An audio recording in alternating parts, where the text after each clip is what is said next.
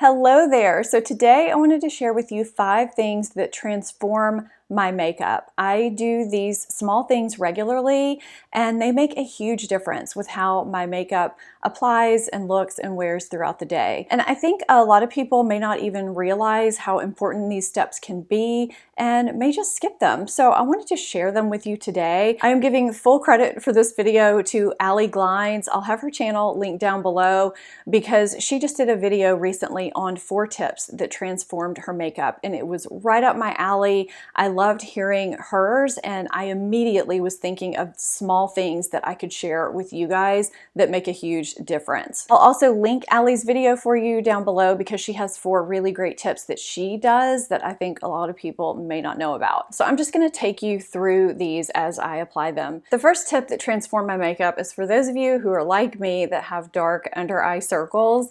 So I used to go in with concealer and then if I felt like I didn't have enough coverage, I would put another layer on. Not necessarily heavy layers, but you know, just a couple of layers. And I was never really satisfied with how my concealer looked underneath my eyes. I have dry textured under eyes as well, and I just felt like everything looked kind of dry and just not covered like I would like it to be. The day I discovered under eye corrector, my life was changed. And I know a lot of people think it's another product, it's another step, but if you have true discoloration and dark circles underneath your eyes, or if you have, some redness in your outer corner, using a corrector before your concealer can make a huge, huge difference and make things look so much better than just using concealer. The under eye area is more delicate than the rest of our face, and so it's just better to have something that's a little bit more hydrating as well, and most good correctors are hydrating. So I have 2 that I use all the time. I'm going to have all of my products linked down below for you. And today I'm going to be using the Total Eye 3-in-1. I use this one a little bit more because it does have SPF in it, and this gets me targeted SPF near my under eye. I've even found that I can get away with just using a corrector underneath my eyes sometimes on light makeup days. So with corrector, you just want to dab it exactly where you need it. You don't want to spread it out everywhere, and be sure and get that dark inner corner too, because it can make us look really, really tired. And just tap it out with your finger and blend it into the skin. And you can see that brightening effect start to happen. So that already balanced out that discoloration so that when I go in with my concealer, I will need less and it will just look better and brighter under the eye. I'm not always perfect with what finger I use. I know you're supposed to use your ring finger. I'm just sure to tap it out very, very lightly every time. This already looks brighter and more awake, plus it's hydrating. So the concealer will just look that much better, and I'll have less heavy layers under my eyes too, because this is already just kind of sunk in. It feels nice and light. All right, so I feel like I look a little funny because I went ahead and put my brows on, and I'm not wearing foundation today for another video, so I just put my concealer underneath my eyes and spot concealed in a few places, but for the most part, I'm just kind of letting my skin show through. And so the next tip that has transformed my makeup when I do it is changing from applying my setting powder with a brush to applying it with a sponge. I know a lot of people will just dust on a light layer of translucent powder with a brush, but when I started pressing setting powder into my skin, under my eyes, and on my face, I realized how natural it really does look, and it sets my makeup for so much longer and keeps me shine free longer too, which is an oily combo skin girl problem, but I know a lot of you with dry skin have really been enjoying it too, because you're not having a layer of powder sitting on top of your face. It's melded with your face. I never would have thought that before. Under my eyes, it's made a huge difference because when I was dusting the powder on before, I kept creasing during the day. And now everything kind of becomes one. I never have creasing issues. Everything just looks nice and seamless and lasts all day. And after I finish pressing everything in, kind of until the powder disappears, keep with me, it kind of looks crazy at first, but I just press the powder into the skin until it kind of starts to disappear. And then I'll dust away any excess with a brush. But I'm really just fusing it with the skin right now.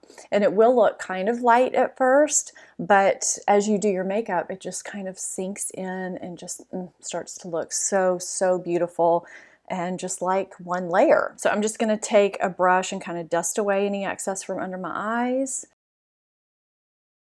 No matter what skin type you have, this looks really nice and natural, and it's just really changed everything for me. I just love the way my makeup applies over it, the way it wears throughout the day so much better, the way my under eyes look. If I use the right powder, it just makes my pores look smaller. I just love applying my powder this way. You may or may not be able to tell, but I have one eye with mascara and one eye not. My mic was not on when I was filming this side, so we're just gonna start over here. So my next tip is for those of you who have stick straight lashes or lashes that won't stay curled, and for those of you who smudge along your lower lash line during the day. So clearly it's about mascara. I can't even tell you how long I've been applying my mascara this way. I've tried other ways, and this is just foolproof for me for keeping my lashes curled. I have stick straight lashes. They will not stay curled if I use just a regular mascara.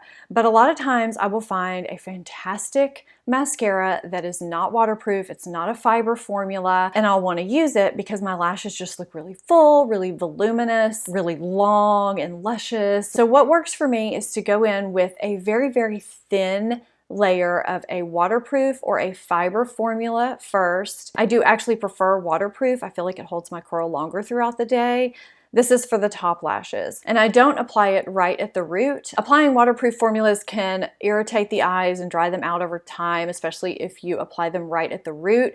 But I've been doing this for so many years, and I think because I don't apply them right at the root and because I do such a thin layer, I just don't have those issues. And again, you can use a fiber formula if you want. So I'm going in, not really wiggling it at the root, just applying a nice light layer, making sure every lash is covered. I feel like it looks like I applied a thick layer, but sometimes my lashes tend to clump together no matter what mascara I use because they're kind of thin, kind of sparse. Now on my bottom lashes, I will only use just one thin layer of a fiber or a waterproof mascara, and I will have some options listed for both waterproof as well as lower lash mascaras down below. So I'm going to let that dry about 75%, and then I'm going to comb through my lashes. I don't let it dry fully because then it's really hard to comb through and it can tug on your lashes and pull some out, which is not good. Once that's dry, you go in with your regular mascara and comb that out as well if you need to. But my lashes stay curled all day long as opposed to just falling back straight with a regular non-waterproof mascara. Because I applied a thin layer, I don't have any issues removing my eye makeup with my regular makeup remover, and my eyes just never get irritated from my mascara. So this has really, really transformed my makeup. My eyes stay looking more awake and lifted all day because my lashes stay curled and I don't get smudges underneath my lower lash line either. This next tip that transformed my makeup has to do with lip liner. Not so much with just applying it in general, but how I apply it. And I know a lot of people will skip it all together thinking it's not necessary, and you know, it's not necessary if you don't want to apply it. It is an extra step. I do tend to think though that especially as we age and as our lips become a little bit more uneven, it can really, really help with the definition of our lips and helping them look more even and more full and younger. But I think a lot of people, when they line their lips and they're done. And you can certainly line your lips that way and be finished. But I found that lining my lips just on the perimeter of my lip line to almost kind of overline, make them look a little bit more full, and filling in my lips with that lip liner makes such a huge difference in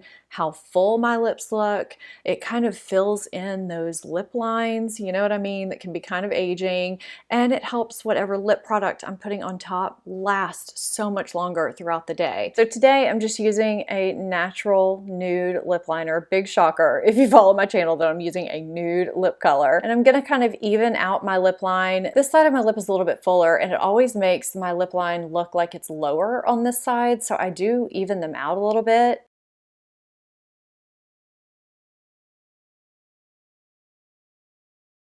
And I find that I usually kind of fill in my lower lip line and, you know, blot them together and then do my upper.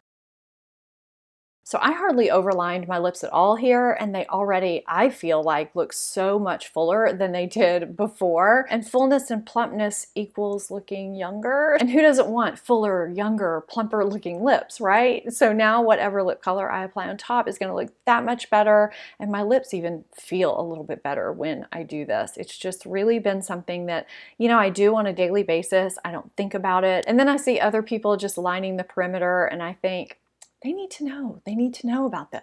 So the fifth tip that helped transform my makeup once I started doing it was applying a finishing powder over the top of my makeup.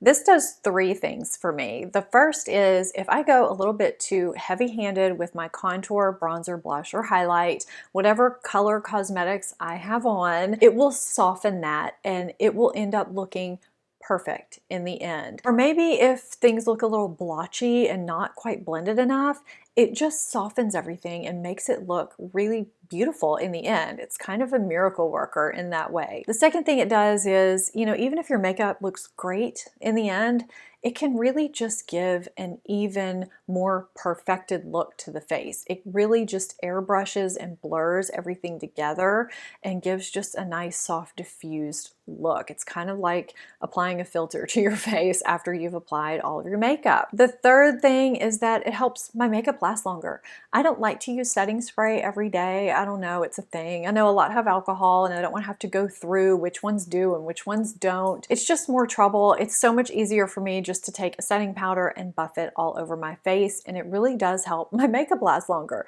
Now, if I want to do double duty, I'll then apply a setting spray too, which I can show you that in my long wearing sweat-proof, bulletproof makeup video I just did. I have a lot of experience with that type of weather here. I'll also link you to my finishing powder video so you can see which finishing powders are my favorite. So you can see how I'm just buffing this out. It's kind of softening that blush look a little bit, so it's not quite so bright. It's even refining my pores a little bit. There have even been times when I thought my under eye area just didn't look quite right next to my face area. Do you know what I mean? It just didn't look quite blended together. And when I applied a finishing powder, everything just looked blended. It's just nothing short of a miracle for my face. And I know a lot of people don't take the time just to do that quick buffing step after, but it can really make a huge difference in the way your makeup looks. So one tip that is huge for me that I did not include is how I apply most of my foundations. I'll have that linked here for you. I hope you found this video helpful. I really enjoyed doing it and sharing these little things with you guys. If you're not subscribed to my channel, hit that subscribe button, become part of the family. I'll have Allie's video linked for you below. If you haven't seen that one, go check it out. Thank you so much for watching, and I will see you in my next video. Bye!